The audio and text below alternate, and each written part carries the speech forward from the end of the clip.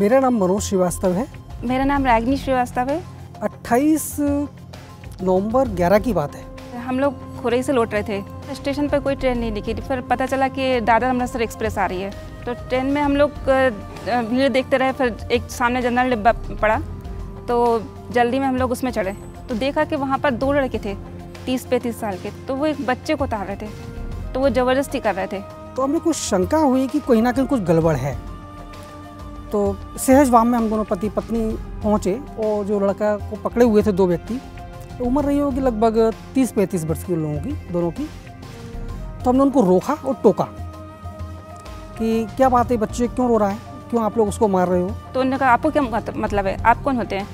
फिर हमने वो जो मार पीट रहे थे, वो कर रहे थे, उसको ज़बरदस्ती ऐसा लग रहा था। तो फिर बच्चे से पूछा कि क्यों, क्या हो गया। तो बोलने कि ये हमारे कोई नहीं है और ये हम लोग ज़बरदस्ती ले जा रहे हैं। तो हम लोग को ऐसा लगा कि उसको एकदम सब समझ में आ गया, शायद कुछ गड़बड़ चल रहा है। तो फिर हम लोगों ने उसको उन लोगों को ज़बरदस्ती खींचना चाहा बच्चे को, तो गाली गलौज करने लगे और लात गुच से हम लोगों को भी वो करने लगे, ज़बरदस्ती हाथ वो करने लगे। फिर हम लोगों ने मारा पीटी शुरू कर दी।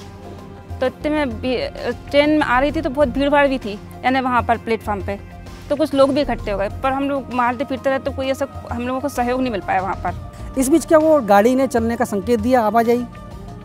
तो उस समय कल दिमाग में आया कि इस क्रम में बच्चों को बचाओ और अपने निकल लो।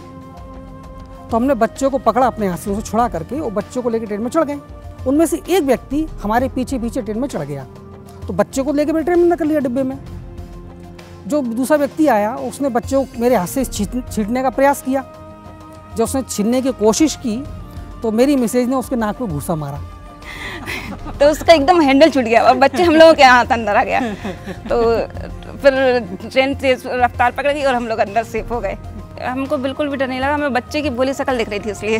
सबसे ज़्यादा अच्छा तो हमें तब लगा जब अपनी माँ के पास पहुँच गया। तो इस अवार्ड से हमें बहुत अच्छा लग रहा है और शायद हमें ये लग रहा है कि इस अवार्ड से और भी लोग प्रेरणा लें।